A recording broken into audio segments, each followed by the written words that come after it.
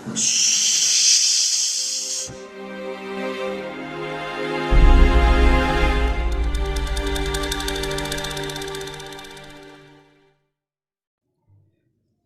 dear friends. Today we are going to learn a small topic, that is claim to be, claims to be, claimed to be. తర్వాత object వచ్చినప్పుడు దాన్ని తెలుగులో ఎలా చెప్పాలి అనేది చూద్దాం. ఆబ్జెక్ట్ అంటే నౌన్ కావచ్చు, అడ్జెక్టివ్ కావచ్చు, అడ్వర్బ్ కావచ్చు, ప్రిపోజిషన్ కూడా కావచ్చు. ఇవి వచ్చినప్పుడు దాన్ని తెలుగులో ఎలా చెప్పాలి అనేది చూద్దాం. దీంతో పాటుగా మరొక స్ట్రక్చర్ను కూడా చూద్దాం. Claim to, claims to, claimed to plus have plus past participle plus object వచ్చినప్పుడు కూడా దీన్ని తెలుగులో ఎలా చెప్పాలి అనేది చూద్దాం. ముందుగా మొదటి స్ట్రక్చర్ను చూద్దామండి.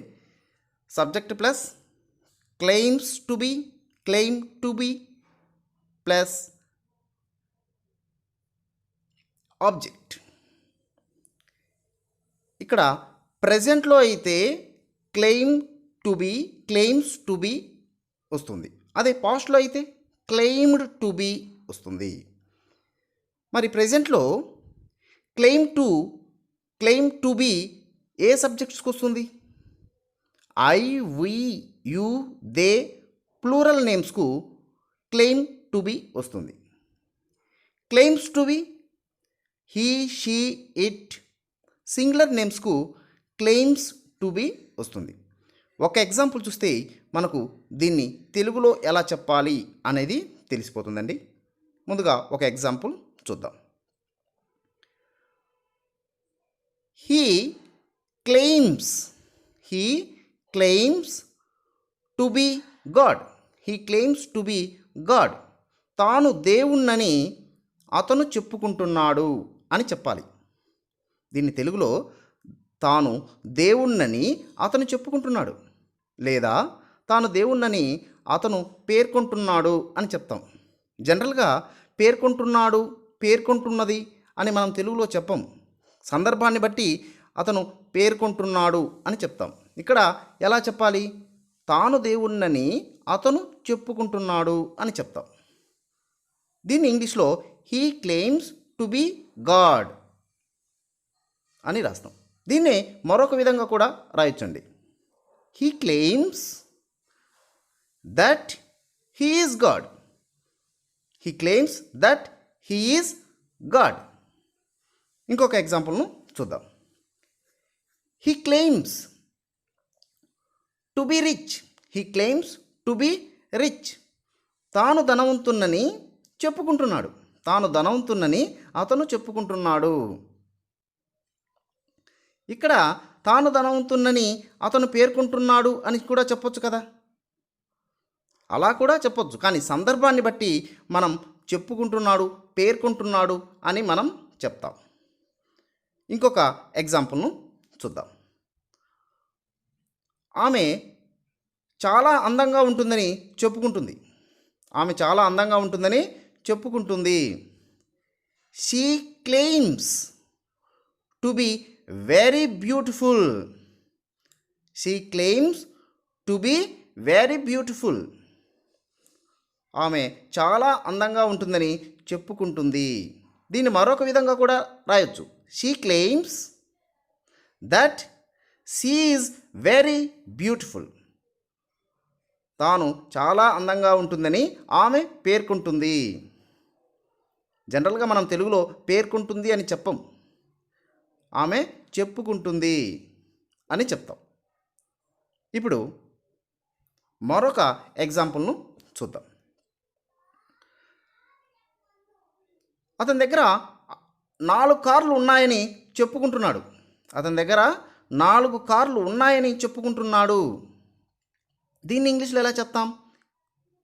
He claims to.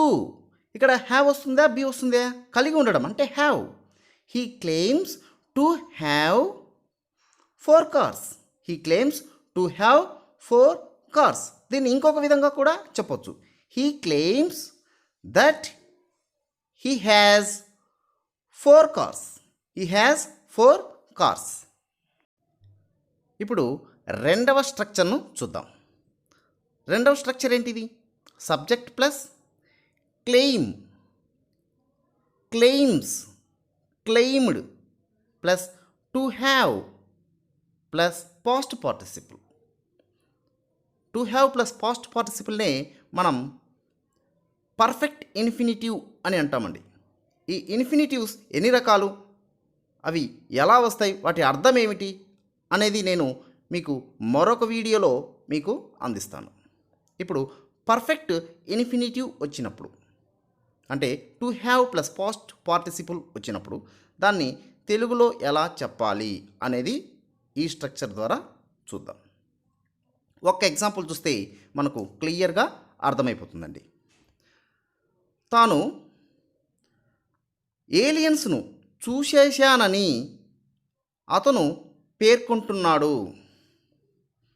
తాను ఏలియన్స్ను చూశానని అతను చెప్పుకుంటున్నాడు. ఎలా అయినా చెప్పొచ్చు. దీన్ని ఇంగ్లీష్లోకి కన్వర్ట్ చేసేటప్పుడు మనం ఈ స్ట్రక్చర్ను యూజ్ చేస్తాం. చెప్పుకుంటున్నాడు కదా అంటే పేర్కొంటున్నాడు కదా అంటే ప్రెజెంట్ టెన్స్. కాబట్టి he claims to have, he claims to have seen, he claims to have seen aliens, seen aliens, ఏలియన్స్ను చూసేశానని చెప్పుకుంటున్నాడు లేదా పేర్కొంటున్నాడు. ఇక్కడ పర్ఫెక్ట్ ఇన్ఫినిటివ్ వచ్చినప్పుడు ఆల్రెడీ ఆ పని అయిపోయిందండి. ఆల్రెడీ అతను ఏలియన్స్ను చూసేయడం జరిగిపోయింది. ఆ జరిగిపోయిన విషయాన్ని ఇప్పుడు ఆయన పేర్కొంటున్నాడు లేదా చెప్పుకుంటున్నాడు. ఇప్పుడు ఇంకొక ఎగ్జాంపుల్ చూద్దాం. తాను ఆ పిల్లవాడిని కిడ్నాప్ చేశానని అతను పేర్కొంటున్నాడు.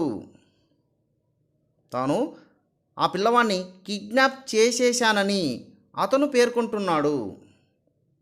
దీన్ని ఇంగ్లీష్లో ఎలా చెప్తాం? ఇక్కడ కూడా ఆ పిల్లవాడిని కిడ్నాప్ చేయడం అనేది జరిగిపోయింది. ఆ జరిగిపోయిన విషయంను చెప్పేటప్పుడు టు హ్యావ్ కిడ్నాప్డ్ అని చెప్తాం. He claims to have kidnapped that boy. తాను ఆ పిల్లవాడిని కిడ్నాప్ చేశానని అతను పేర్కొంటున్నాడు. మనం ఇంగ్లీష్లో మరొక విధంగా కూడా రాయొచ్చండి. He claims to have kidnapped that boy. He claims to have kidnapped that boy. దీన్నే మరొక విధంగా కూడా రాయొచ్చు. He claims that he has kidnapped that boy. తాను ఆ పిల్లవాడిని కిడ్నాప్ చేశానని అతను పేర్కొంటున్నాడు. మీరు మరికొన్ని వాక్యాలను సొంతంగా ట్రై చేసి కామెంట్ బాక్స్లో, వీలైతే కామెంట్ బాక్స్లో పెట్టండి. ఓకేనండి, మరొక వీడియోలో మరో కొత్త టాపిక్తో కలుసుకుందాం. Thank you very much my dear friends.